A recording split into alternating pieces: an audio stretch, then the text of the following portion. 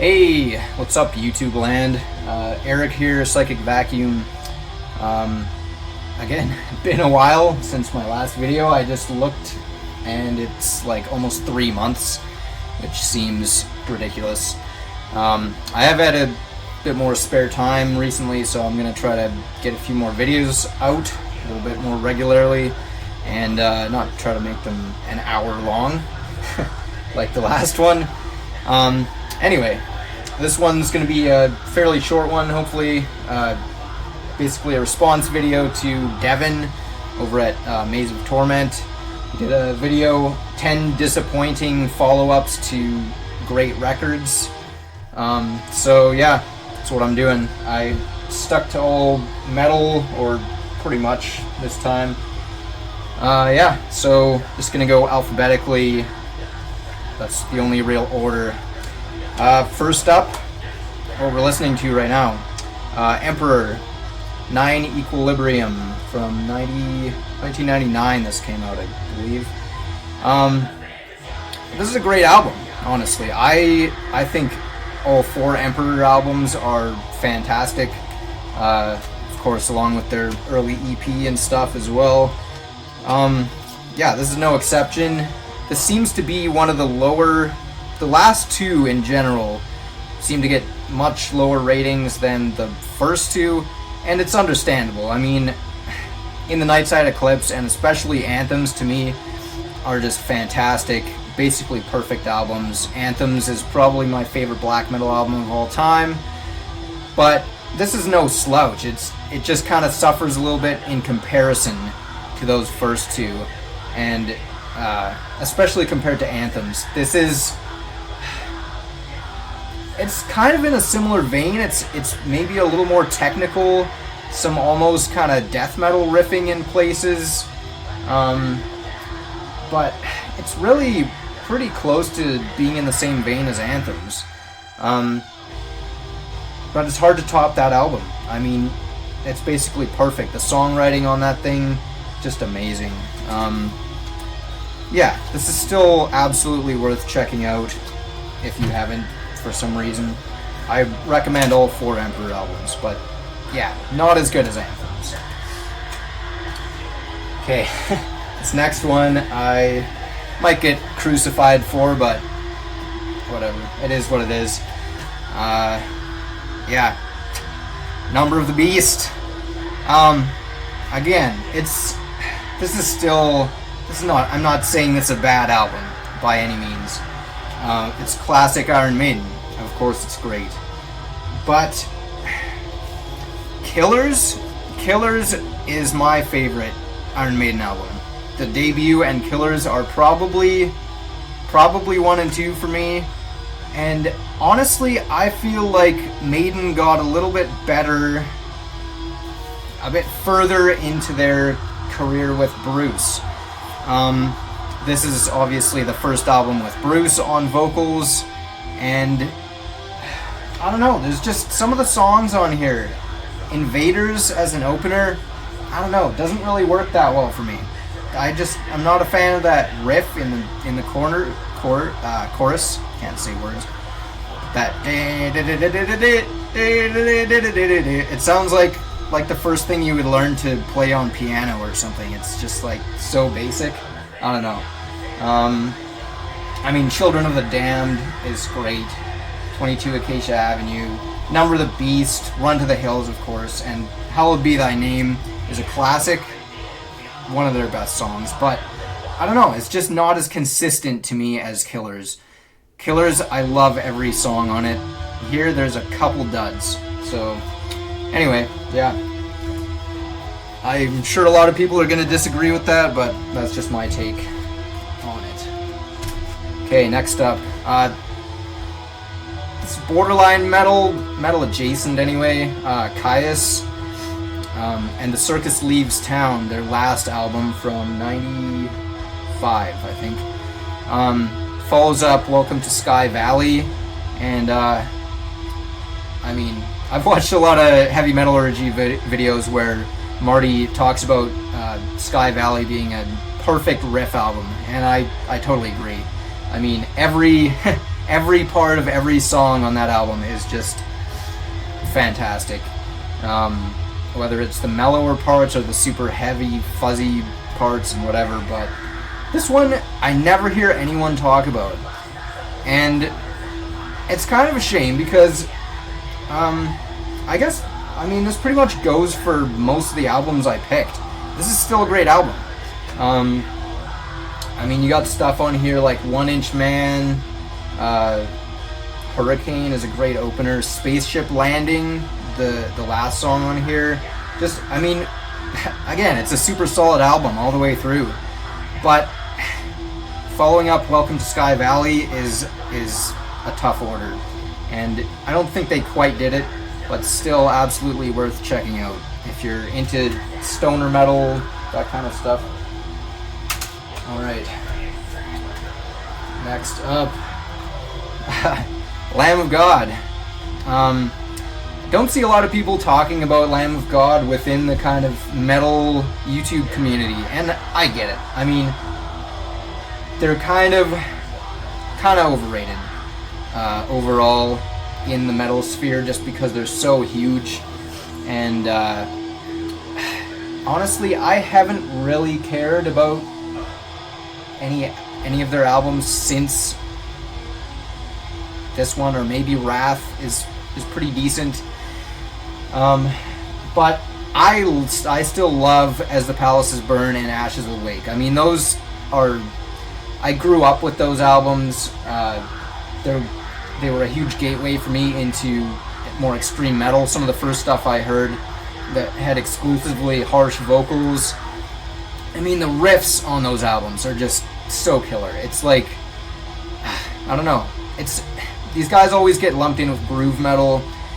But those two albums, they're more thrash to me, or borderline like melodic death metal on As the Palaces Burn especially. But this is where they really started leaning into the groove stuff. There's still a decent amount of thrash on here, but the songs are slower, kind of more melodic. They were always pretty melodic, but yeah, I don't know. This one, I did really like it back in the day. It doesn't quite hold up now. I can still go back to the album before this and the one before that, and I still love them, but this is not bad. Again, Walk With Me in Hell is pretty good. I never was a huge fan of Redneck. It's one of the bigger songs from here. Black and the Cursed Sun is great. Descending. There's some good songs on here, but you can kind of see them starting to slip a little bit. One other interesting thing I just kind of realized is you can kind of draw a parallel between their trajectory and say like especially Scandinavian like death metal bands in the late 90s or early 2000s, say some of the melodic death metal stuff, In Flames, things like that. They started out super intense and they kind of got groovier and more melodic, and that's kind of what these guys did just like 5-10 years later. Kind of interesting. Anyway, still a decent album, but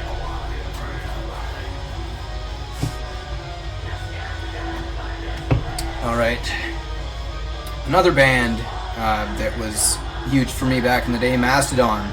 This is The Hunter, 2011 I think this came out, and this is still a good album as well. Black Tongue is a fantastic opener. This is a really diverse album. You got a lot of songs on here too. There's 13 songs on this, whereas Crack the Sky right before this had, I want to say 6 or 7, something like that. The songs on here are definitely kind of reined in, simplified. You listen to stuff like Curl of the Burl, that's just like a catchy rock song. It's still great, but I don't know, coming off of Crack the Sky, which not everyone loves that album either. It's too kind of proggy for some people, and I get that too, but I'm a huge prog nerd, so I love that album. Probably my favorite, along with Leviathan. yeah, this one's still great. Really diverse. There's some really heavy stuff on here. There's some really mellow stuff. There's some super catchy stuff. You get some of everything, but it makes for a little bit of a kind of roller coaster of a listen to me. But again, not bad. And this is the first album I got from Mastadon, so I still like it. Here's an obvious one. Metallica and Justice for All. I mean, what can you say about Kill 'Em All, Ride the Lightning, Master of Puppets, especially those two before this. Master of Puppets was one of the first metal albums I ever heard, and still holds up. Great, pretty much perfect album to me. This one, it's still good, and I still have nostalgia for this. Again, another gateway band for me. I listened to this a ton back in high school, but I mean, you look at the song lengths on here, 9.5 minute songs, a lot that are over 7 and 6. They kind of just overdid it with this, in my opinion. Master of Puppets is kind of the exact balancing point, the perfect mixture for me of kind of progressive song structures, but still retaining that thrash essence underneath it all. And this, they kind of went a little overboard. And again, I'm a huge prog nerd, so theoretically I should love this, but I don't know. They don't quite pull it off, to me. The songs are a little just kind of,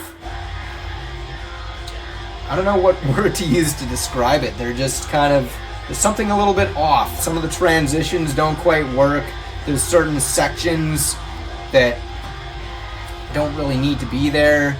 Some parts drag on longer than they really need to for me.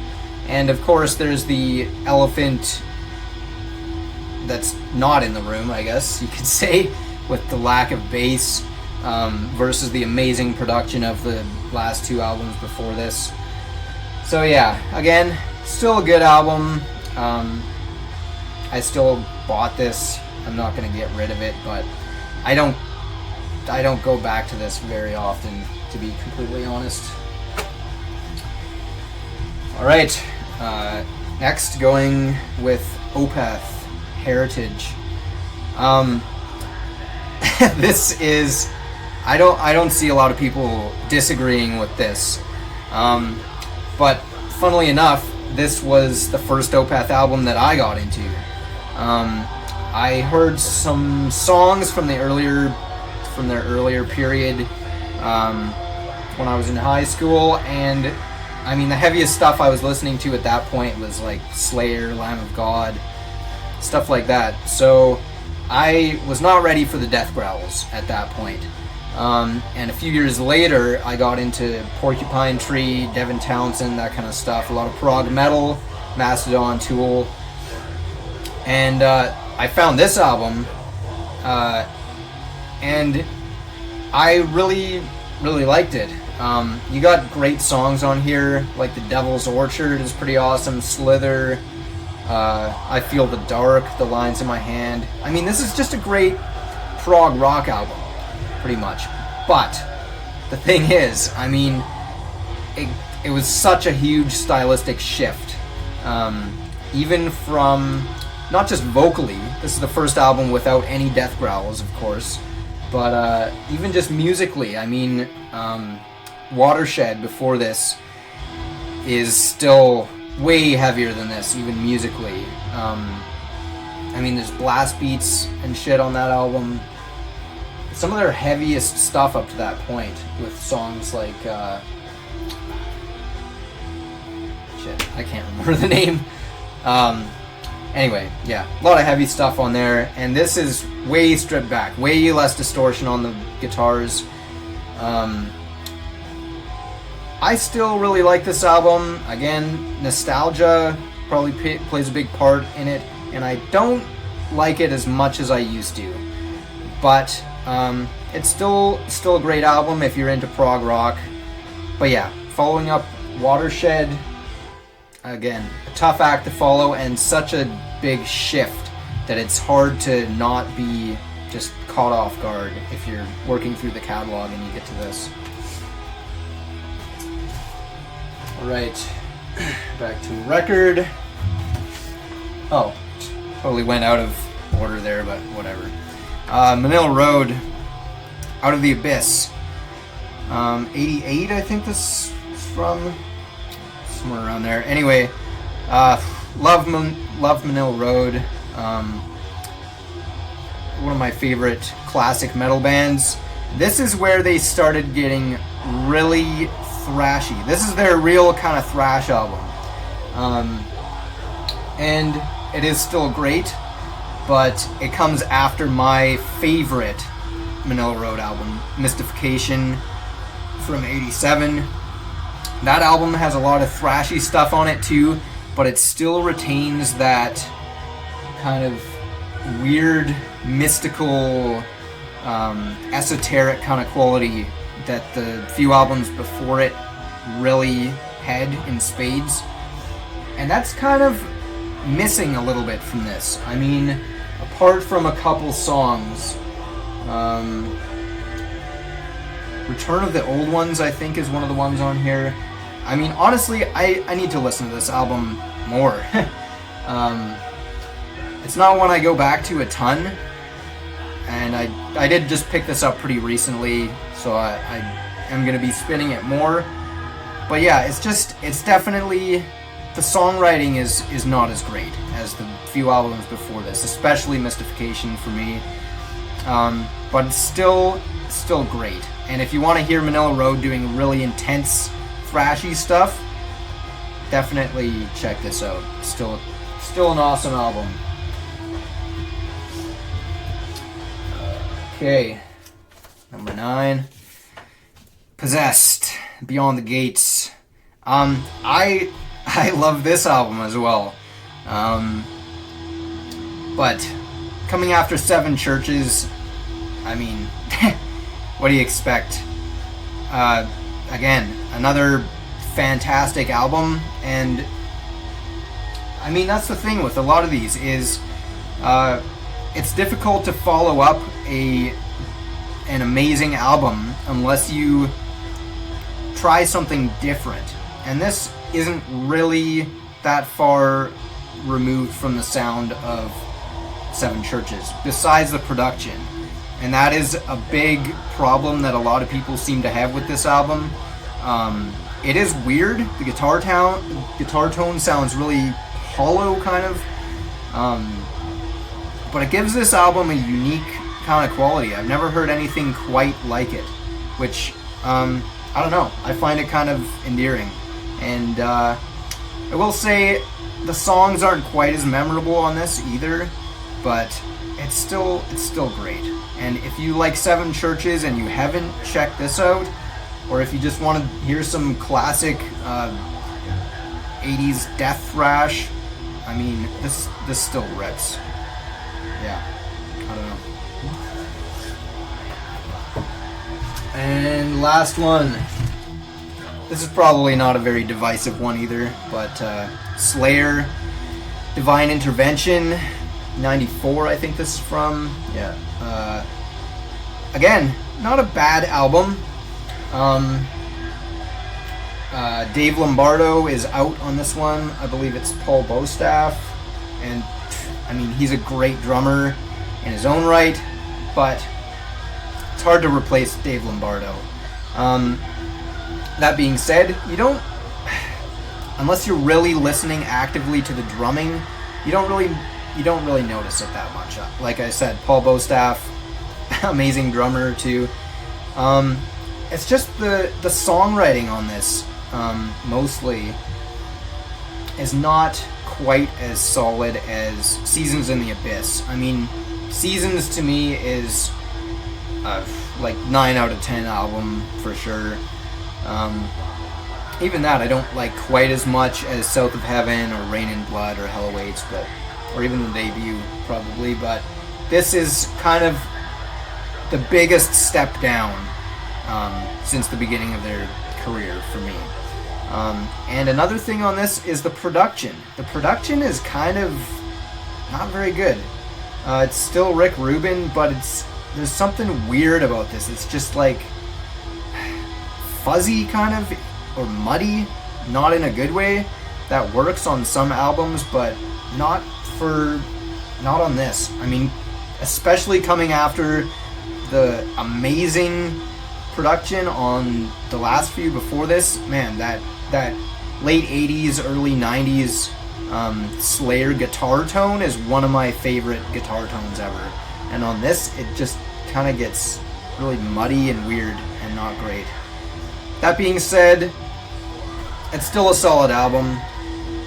There's some cool stuff on here. The title track is probably the song that I have heard the most times. Again, I don't go back to this all that often. I should probably give it some more spins, but it just doesn't pull me back to it like the one before it or the few before that. So yeah. Anyway, that's it. 20 minutes, not too bad. I still was rambling a bit, but anyway, yeah. I'm gonna actually try to do another kind of response video in maybe a week or so. So stay tuned for that if you want to check that out. Again, thanks to Devon for starting this thread. I don't know if other people have hopped on it yet. I'll see if I can find some more. But yeah, hope everybody's doing good out there, and yeah, catch you next time.